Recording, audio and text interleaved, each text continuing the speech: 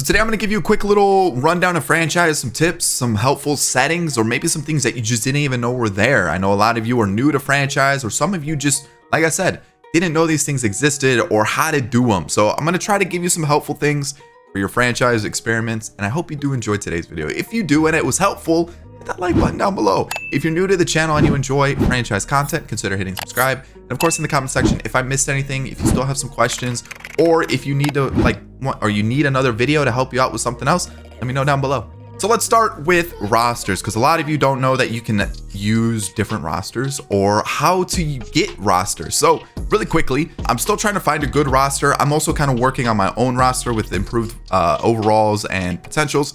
But for right now, if you can't wait, you want to hop into franchise immediately, or maybe you want to find an all-time roster or an all legends roster, or like just a crazy roster, go to the vaults. You're going to go to roster and just kind of look around. You can also search. The button is down at the bottom. It'll tell you how to do that, where you can like literally search. You can search by a name, an online ID if you know a person who makes a lot of rosters, anything like that. So you can search, but just go try to find a roster. I'll just download one really quickly, full edited live roster. I don't know if it's good or not, but you'll download it. What you'll do is then you'll save it, obviously. We'll just take this one and we'll save it. So we'll save it there. And then when you go to start a new franchise, you're gonna go down to the franchise thing. And as you can see, in the more options in the bottom left of the screen, you're gonna hit that button. You're gonna start a new franchise, load the saved roster, and boom, you select that roster to hop into your franchise, and you're good to go. You can start your franchise right away. You cannot import a roster to an already started franchise. So if you want to start, or if you want to have a new up-to-date or edited roster, you have to start a new franchise. So there's that. Really quickly before we actually get into franchise. So obviously, the more options, it gives you the start new. You can load any of your previous franchise from here, or you can download one from the cloud.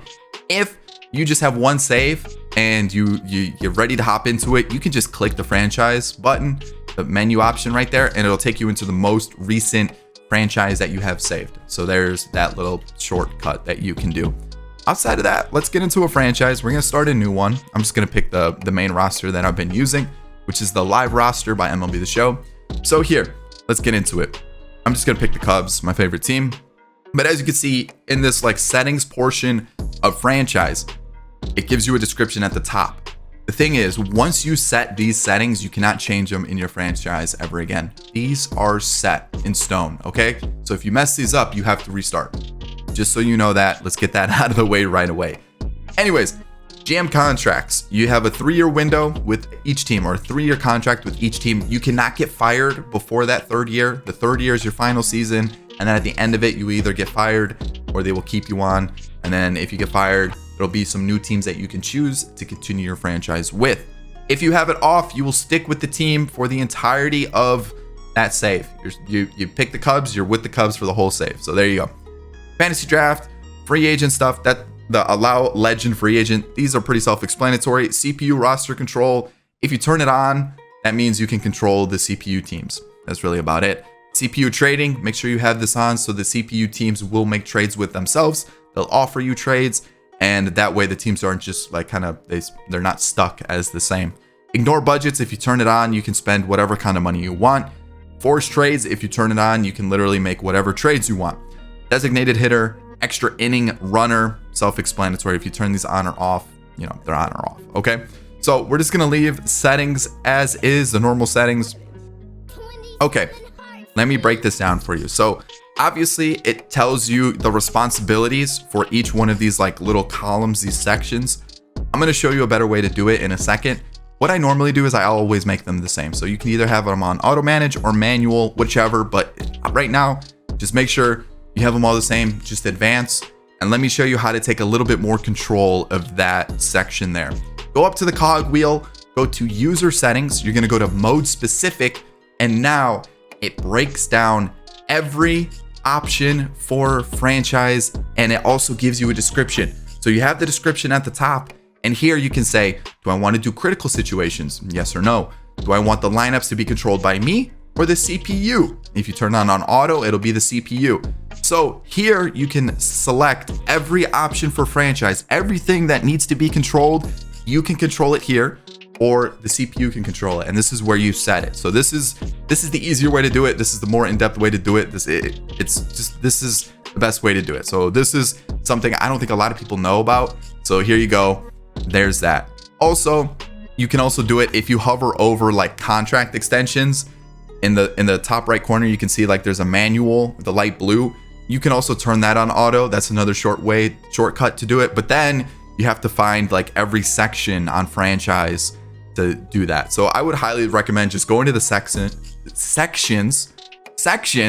the user setting, the mode specific, and then do it this way. It's a lot easier. It gets it all out of the way in one attempt. So there you are. Next, let's go to gameplay. And the one thing I like to highlight here, or there's a couple things. If you go to general and then you go to advanced by hitting L2 or R2, there's box, there's umpire accuracy, but there's injuries. And I know some people like to play with injuries and some people don't. So this is the one place that I know I get asked a lot where the injuries section is. Boom, right there. There you are. There's also ejections and then the gameplay stuff as well. So there you are. That should cover that for the settings and the mode specific stuff. We are going to stay within the settings wheel though, and we're going to go to sliders. I have one slider that I want to show you, and that's the trade slider. The logic was the big thing that they talked about this year with franchise. It's supposed to be improved, the logic, trades, free agency signings, call up, send downs, all that stuff.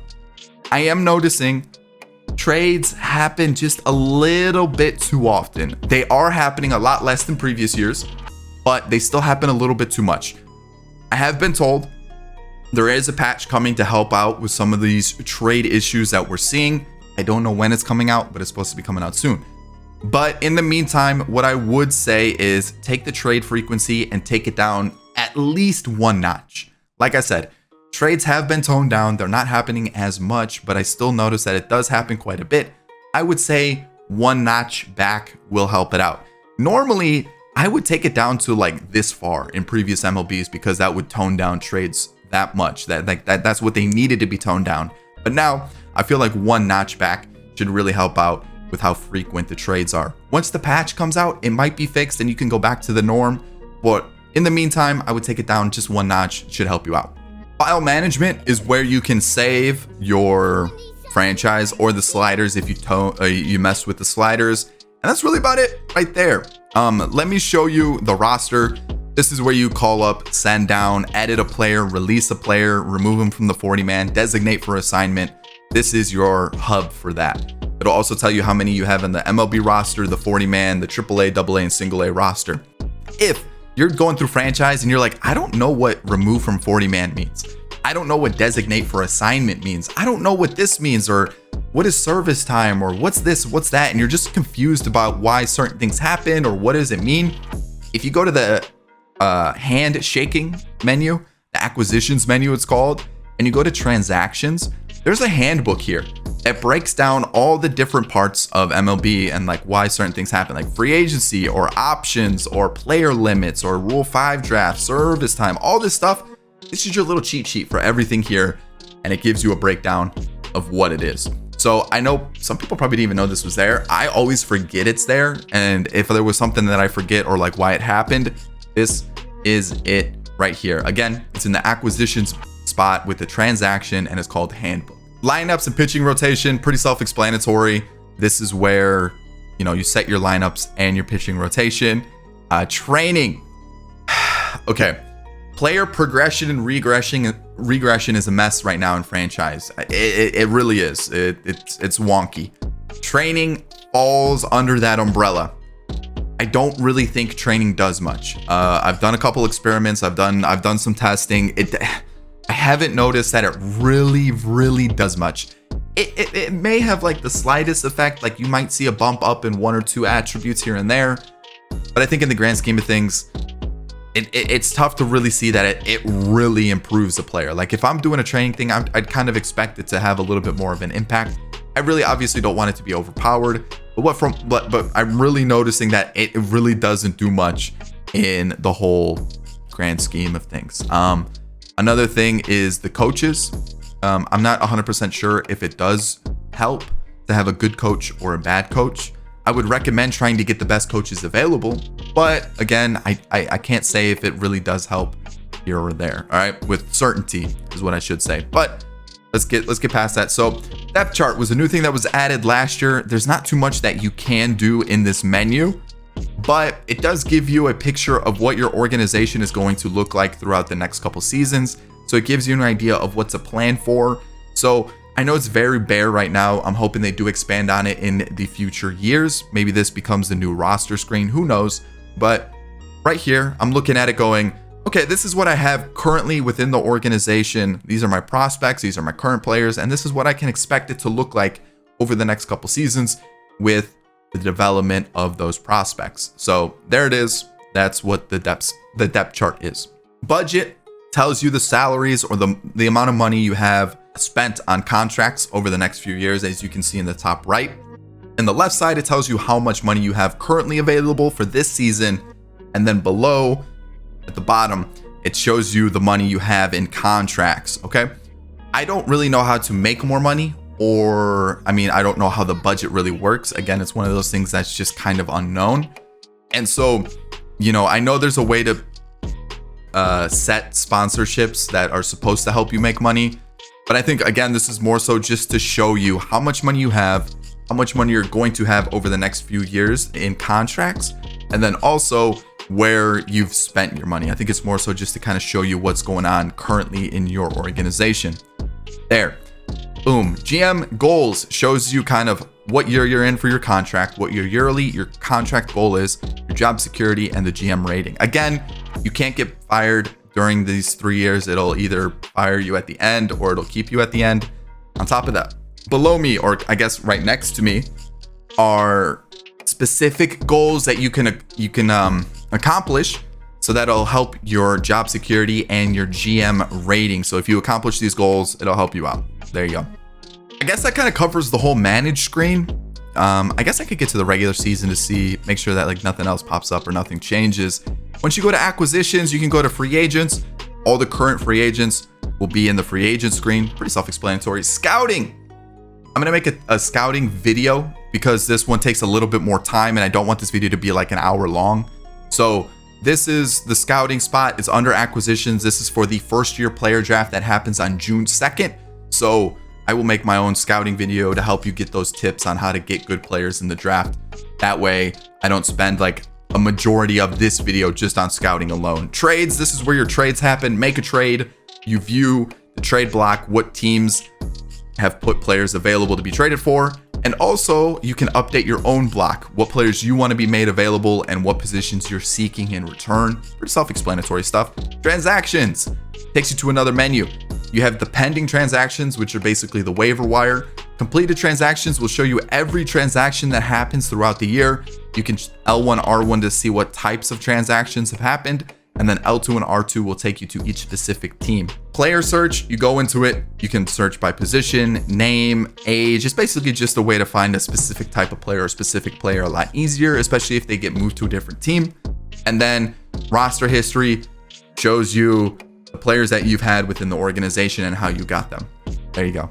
Contracts, I've shown this briefly, but there's coaches contracts where you can hire and fire certain coaches. And then also your scouts.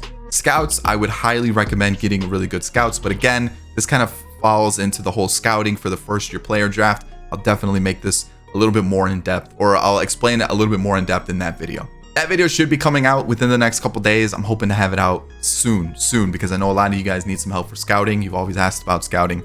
I'll break it down for you there.